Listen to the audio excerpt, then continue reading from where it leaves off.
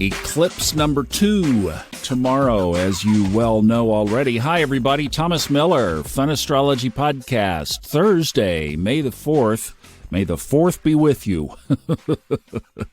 Oh, we are going to talk about the eclipse, and we are loaded today. And speaking of May 10th, May 10th, next Wednesday, we're doing another pop-up group reading. I think, as I'm recording this, we have one seat left. 7:30 p.m. Eastern. It's going to be simulcast on YouTube and the Facebook group. You can participate just watching, just listening, and we will take some chats, just like we do on Level Up. But if you would like to be one of the participants, in other words, that is asking questions, we actually had somebody new to astrology sign up the other day, and I assured her that this is not to put anybody on the spot. This is not a showcase of your reading prowess skills. In fact, if anything, it's a showcase of how we all work together to further our understanding and knowledge by learning from each other. So it's very much a shared group experience. Don't be intimidated at all of anything related to who else is there and what else is being said. If you say, I simply don't understand that, then we'll stop and explain it. Perfect, because we learn more by doing that.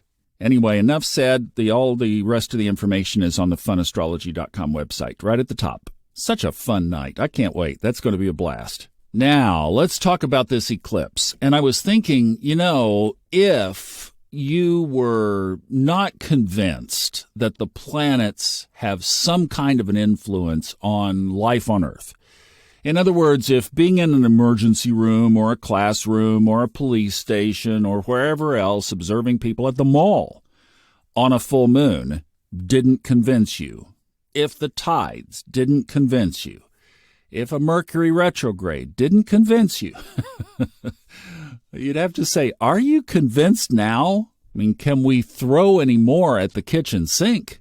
Let's talk about the particulars of this eclipse. It is a penumbral eclipse. That means it's just on the faint edges of the shadow of the moon. This is the Earth in between the sun and the moon this time.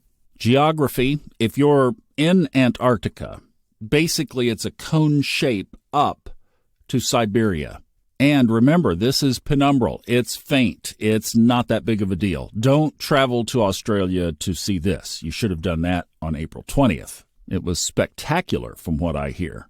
But the energy is still in the sky, and it is in the chart. And remember, it is affecting us.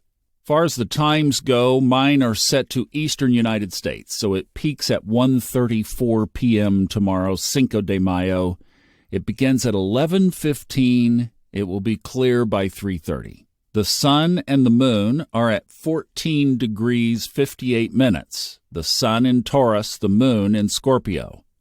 The declensions, the reason why this is a penumbral, is the sun is at 17 degrees 16 minutes south, and the moon is at 16 degrees 19 minutes north. Those are the ticky-tacky details. What else is in the chart? Well, we have some trines and sextiles. Saturn is in the chart, and it is trine to the south node of the moon in Scorpio. That, of course, puts it in a sextile to the north node of the moon up in Taurus. Saturn is at 5 degrees. The nodes are at 4 degrees. That is a very tight aspect. Pluto at 0 degrees Aquarius is square to that south node of the moon in Scorpio at 4 degrees.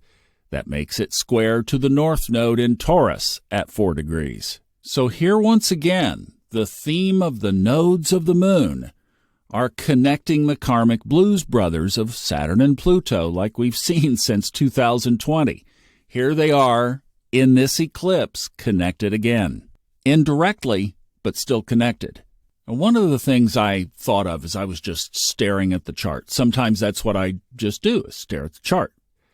There is an anticipation in our world and a hope that somehow, some way, and hopefully soon, the white hats will ride in and clean all of this mess up, that all these secrets will be revealed, that the good guys will win. Now, that's subjective, right? You don't know, how do you define that, right? But there's this anticipation and this yearning out there that somehow whoever they are is going to clean up whoever they are.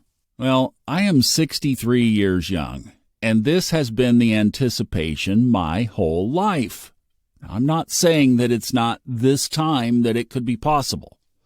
But what I am looking at here in this chart of this lunar eclipse is that if there ever was a time, astrologically, perhaps it could be now. I mean, in addition to what we've just talked about, we have Neptune in Pisces, and it's only there for a couple of more years. And I know that sounds like a long time, but with the cosmic clock, it's not that long.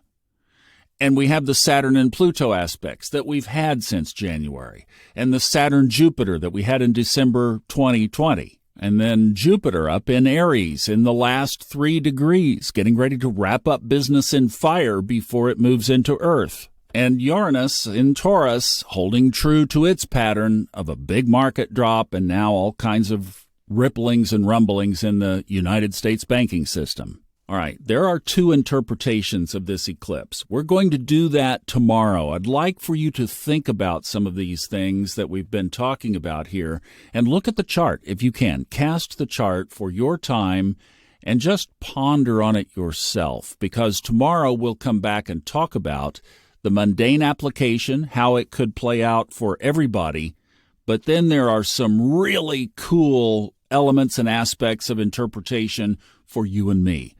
Think 3rd house and 9th house, and what some of the things are that might be triggered that would give us opportunities in this eclipse. There's some really cool stuff in there. Have a wonderful pre-eclipse day, and I'll see you back here tomorrow, and we'll tie all of this together.